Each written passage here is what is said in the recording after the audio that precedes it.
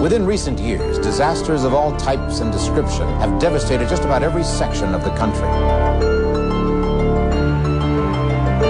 Earthquakes in California, hurricanes in Florida, unprecedented flooding in the Midwest, tornadoes rip through the Southwest, and bone-chilling blizzards shut down the northern border states. These and other almost annual disasters remind us of the need for personal preparedness. These are facts of life. But could there be a new menace on the horizon? A man-made calamity so pervasive it threatens not only the United States, but the entire world?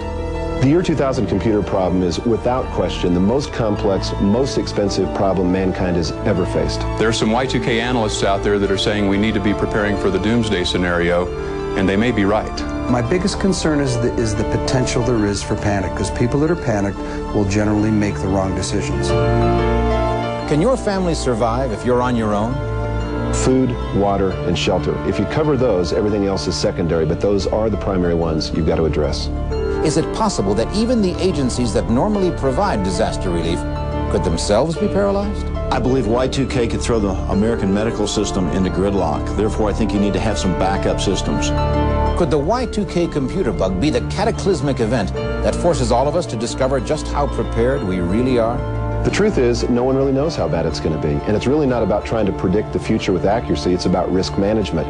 What we need to be asking ourselves is, how bad could it be, and are we prepared if that happens? We have fire insurance on our homes, not because we expect a fire, but it's just prudent to be prepared in case there is one. Will you be ready? Or will you be sorry you didn't act in time?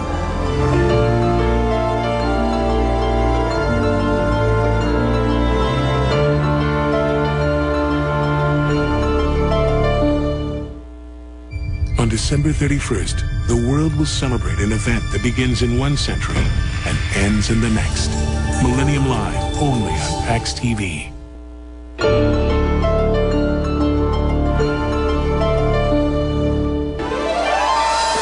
The new year is rapidly approaching, but this will be a New Year's Eve like no other. It is not only the end of a year, it is the end of a century, the beginning of a new millennium. A millennium charged with foreboding warnings of unprecedented disaster. We are promised an age of ever-increasing earthquakes, of massive floods and the stars falling from the sky, of wars and rumors of wars, and a time of trouble greater than any since there was a nation. Now, in addition to all of that, comes Y2K. Could it be that the time of trouble is of our own making? By now, most people have heard of Y2K, the anagram shorthand for the year 2000 computer problem. Americans have proven they can handle even the most devastating natural disaster. But can we survive a man-made, technological meltdown? I believe we will have the declaration of a national emergency. I think we'll have martial law by this time next year. I don't think there will be New Year's Eve celebrations like we have seen them in the past, because I think there will be troops in the street. Could it be that civilization as we know it could be on the brink of the greatest man-made disaster in history? Many experts believe that is a distinct possibility. But how could such a thing come about?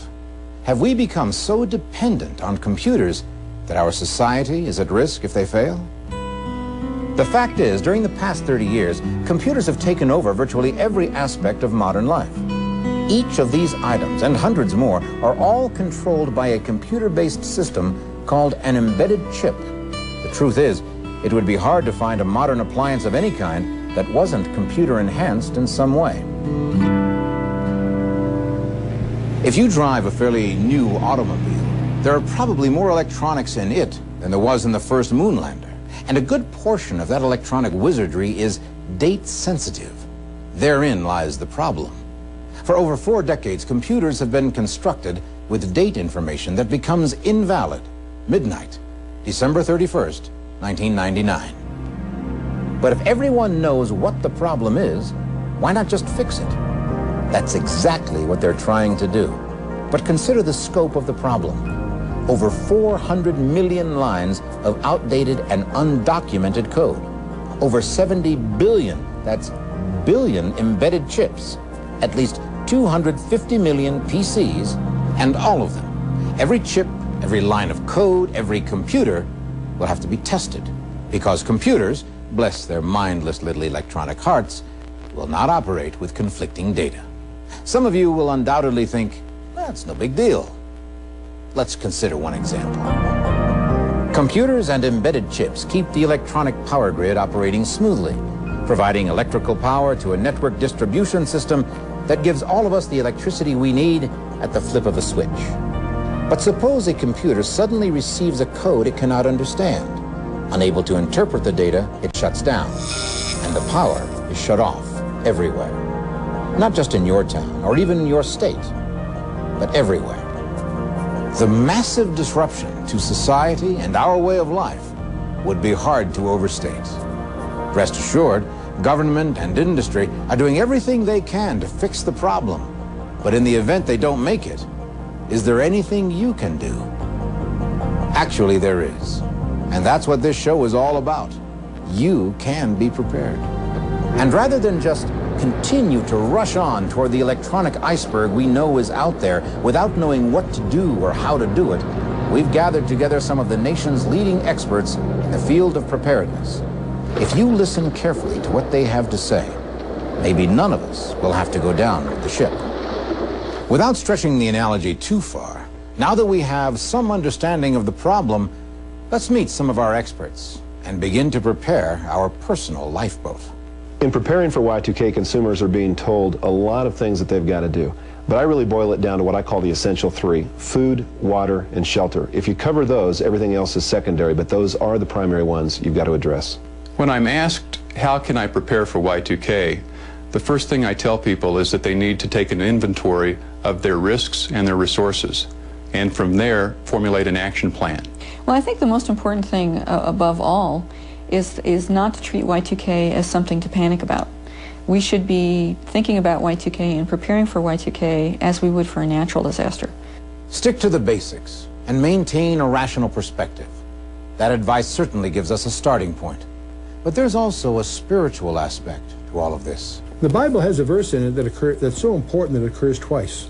The book of Proverbs 27:3 and 27:12 essentially says that the prudent man sees trouble coming and takes action. The foolish man keeps going and suffers for it. The Bible calls us to diligence. The first thing we have to realize is that this problem is entirely man-made. Tens of thousands of computer programmers worked very hard to create this situation. But since it is man-made, it is also manageable if you have a plan.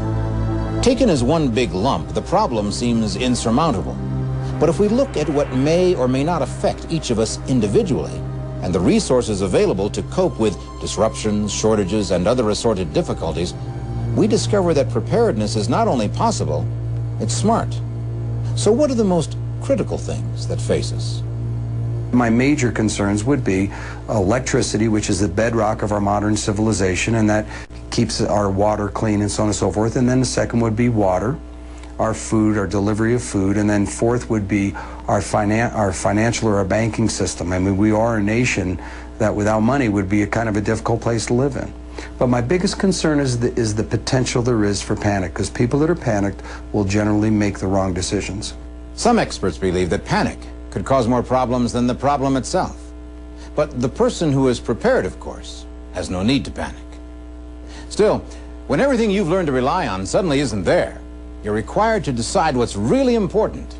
And that brings us back to basics. Food, water, shelter, and for many people, medical supplies. Let's look at each of these items individually, beginning with the most essential commodity, water. 2/3 of the Earth's surface is water. Yet in an emergency, a consistent, safe supply of usable water may be your single most important need. If the water treatment plants shut down, if the pumps can no longer bring the water to the faucets in your home, neighborhood, or community, what will you do? The doctors tell us we can live up to 40 days without food, but only about 3 days without water. So our #1 mission-critical system is making sure we have adequate supplies of drinking water. And by that, as a bare minimum, we need at least a gallon, preferably 2 gallons a day per person.